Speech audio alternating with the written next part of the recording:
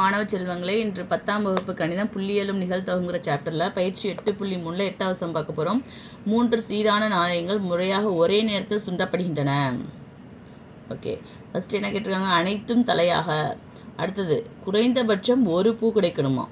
அடுத்தது அதிகபட்சம் ஒரு தலை கிடைக்கணுமா. அடுத்தது அதிகபட்சம் 2 பூக்கள் கிடைக்க ஆகியவற்றிற்கான நிகழ்தகவுகளை காண்க.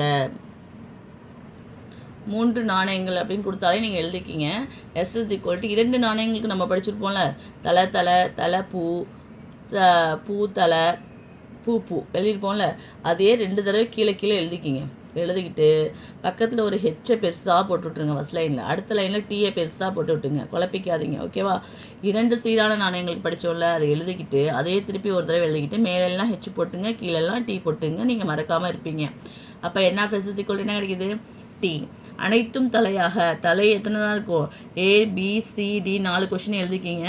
A = எத்தனை தலை இருக்குது? HHH ஒரு தலை தான் இருக்குது. அப்போ NF(A) = 1. P(A) = NF(A)/NF(S). அப்போ 1/8. அடுத்த கொஷின் என்ன கேட்டிருந்தாங்க? குறைந்தபட்சம் ஒரு பூ கிடைக்கன்னு கேட்டிருந்தாங்க. குறைந்தபட்சம்னாலே நீங்கள் நிறையா ஞாபகம் வச்சுங்க. ஓகேவா? ஒரு பூனா ஒரு டீயா? அப்போ ஒரு டீ, 2 டீ, 3 டீ ஞாபகம் வச்சுங்க. குறைந்தபட்சம்னா மாற்றி. ஓகேவா? குறைந்தபட்சம்னா அதிகமாக நினச்சிங்க, அதிகபட்சம்னா குறைவாக வரணும். ஓகேவா? குறைந்தபட்சம் ஒரு பூ கிடைக்கனாலே என்ன பண்ணுங்க? ஒரு டீன்னு போட்டுங்க. அப்போ என்ன வரணும்? மாற்றி வரணும். அப்போ ஒரு டீ, 2 டீ, 3 டீ எழுதிக்கிங்க. இப்போ ஒரு டீ, 2 டீ, 3 டீ வரது எல்லாமே பீன் போட்டு கண்டுபிடிச்சி மேலே உள்ள 3 சீரான நாணயங்களை பார்த்து எழுதிக்கிங்க. அப்போ NF(B) = 7. P(B) = NF(B/NF(S). 7/8. ஓகேவா? அடுத்தது பாருங்கள். அதிகபட்சம் ஒரு தலை. நான் என்ன சொன்னேன்? அதிகபட்சம்னா கம்மியாக வரணும்னு சொன்னேன். அப்போ ஒரு தலைன்னு சொன்னால் ஒரு ஹெச் போட்டுங்க. இப்போ கம்மியாக வரணுமா கூட வரணுமா?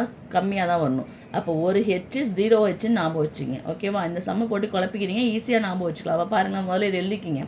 ஒரு ஹெச் 0 ஹெச்ன்னு எழுதிக்கிங்க. அப்போ ஒரு ஹெச் வரதையும் ஹெச்சே இல்லாமல் என்ன இருக்குது? டீ மட்டும் டீ டீ டீ இருக்கா? அதையும் சேர்த்து எழுதிக்கிங்க. அப்போ NF(C) = என்ன கிடைக்குது? 4. P(C) = NF(C/NF(S). 4/8. இதெல்லாம் கேன்சல் பண்ணி போடனாலும் போடலாம், அப்படியே போடனாலும் போட்டுங்க. அடுத்தது வாங்க.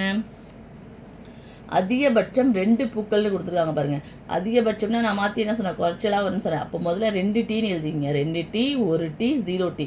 0 டீனா என்னென்னா டீயே வரக்கூடாது. அப்போ என்ன வந்துடும்? 3 ஹெச் வந்துடும் பாருங்கள். அது கண்டுபிடிச்சி எழுதிங்க. 2 டீ வரணும், 1 டீ வரணும், 3 டீ வரக்கூடாது. ஓகேவா? 0 டீனா 3 டீ வரக்கூடாது. அதை பார்த்து எழுதிக்கிங்க. அப்போ NF(D) = என்ன கிடைக்குது? 7. P(D) = NF(D/NF(S). அப்போ 7/8. Thank you students.